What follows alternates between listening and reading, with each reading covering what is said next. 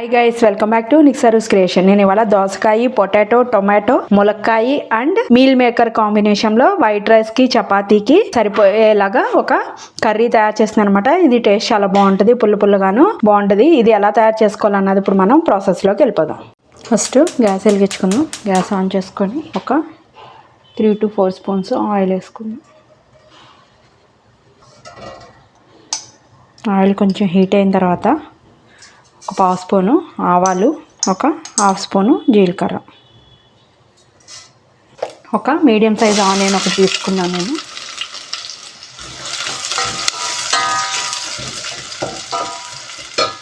Onion చక్కగా మగ్గిపోవాలన్నమాట. మూత పెట్టేసుకున్నాం. ఇప్పుడు ఇందులో నేను ఒక 4 ములక్కాయ ముక్కలు కూడా యాడ్ చేసుకుంటున్నాను అనమాట.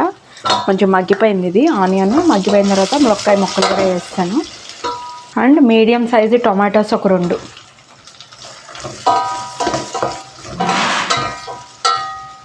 ఒక స్పూన్నర సాల్ట్ అయితే యాడ్ చేసుకుందాం. తర్వాత టేస్ట్ చూసుకుని అడ్జస్ట్ చేసుకోవచ్చు.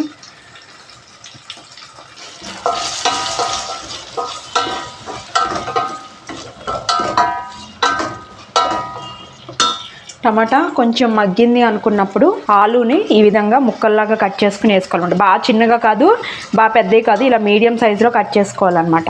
మనము ఈ రెండు ఒకసారి దోసకాయను పొటాటో రెండు ఒకసారి వేస్తే ఆ పులుపుకి ఇవి మగ్గవు అనమాట. ఇది ఒక 50% అయితే మొత్తం ఇవన్నీ కుక్ అయ్యాక అప్పుడే అవి వేసుకుని యాడ్ చేసుకుందాం. మూత పెట్టేసి లో ఫ్లేమ్లో మగ్గనిద్దాం. ఒకసారి మూత తీసుకొని చూసుకుందాం. చూడండి, చక్కగా ఆలు కూడా మగ్గిపోయిందనమాట. ఇలా మగ్గిపోతే సరిపోతుంది. ఇప్పుడు మనం కట్ చేసుకున్న దోసకాయ ముక్కలు ఉన్నాయి కదా, అవి కూడా యాడ్ చేసుకుందాం. చిన్నగా కట్ చేసుకోకూడదు, అది కూడా ఇలా కొంచెం పెద్దగానే కట్ చేసుకోవాలన్నమాట. అప్పుడే బాగుంటాయి.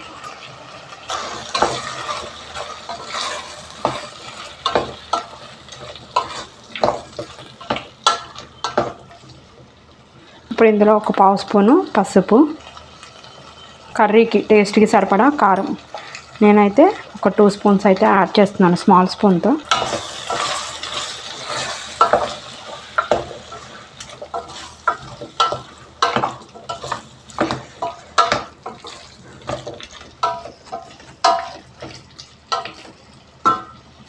ఇప్పుడు మూత పెట్టేసుకొని మగ్గనిద్దాం అనమాట. ఎందుకంటే దోసకాయలోంచి వాటర్ అన్నది వస్తాయి. మనము వాటర్ విడిగా ఏం పొయ్యక్కర్లేదు.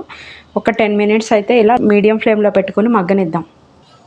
అది మగ్గే లోపల కొంచెం హాట్ వాటర్ పెట్టుకున్నాను అనమాట. అందులో ఒక 2 స్పూన్స్ మీల్ మేకర్ వేస్తున్నాను అనమాట. ఒక 2 నిమిషాలు ఇలా ఉంచేసి తీసేసుకుంటే సరిపోతుంది. ఇందులో మంచి విటమిన్స్ అండ్ మినరల్స్ ఉంటాయన్నమాట. మంచి ప్రోటీన్ ఫుడ్ మీల్ మేకరు.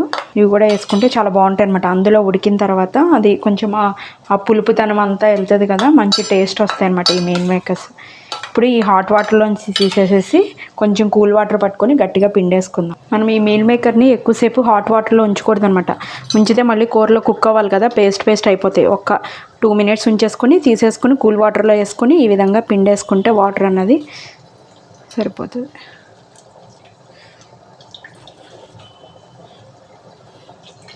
ఒకవేళ మీకు ఎక్కువ ఇష్టం ఉంటే కనుక ఇంకొంచెం ఎక్కువ యాడ్ చేసుకోవచ్చు. ఒకసారి మూత తీసుకో. చూడండి, చక్కగా వాటర్ అన్నది వస్తుంది ఇందులోంచి. ఇప్పుడు ఇందులో ఈ మీల్ మేకర్ కూడా యాడ్ చేసుకుందాం.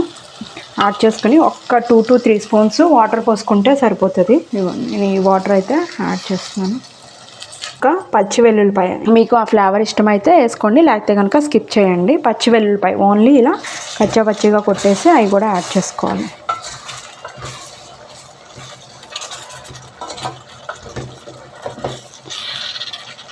మూత పెట్టేసుకో. ఒక 10 మినిట్స్ ఉంచాక మన గ్యాస్ ఆఫ్ చేసేసుకొని కొత్తిమీర యాడ్ చేసుకుందాం, సరిపోతుంది. 10 మినిట్స్ అయితే అయిపోయింది. ఒకసారి మూత తీసుకొని కొత్తిమీర యాడ్ చేసుకుందాం. గ్యాస్ ఆఫ్ చేసేసుకొని దీన్ని సర్వింగ్ బౌల్లోకి తీసుకొని చూపిస్తాను. కర్రీ అయితే నేను సర్వింగ్ బౌల్లోకి అయితే తీసేసుకున్నాను అనమాట. ఇది వైట్ రైస్కి అండ్ చపాతీకి మంచి కాంబినేషన్ అనమాట. చాలా బాగుంటుంది. సో మీరు కూడా తయారు చేసుకోండి. టేస్ట్ ఎలా ఉందో నాకు కామెంట్ చేయడం అయితే మర్చిపోకండి.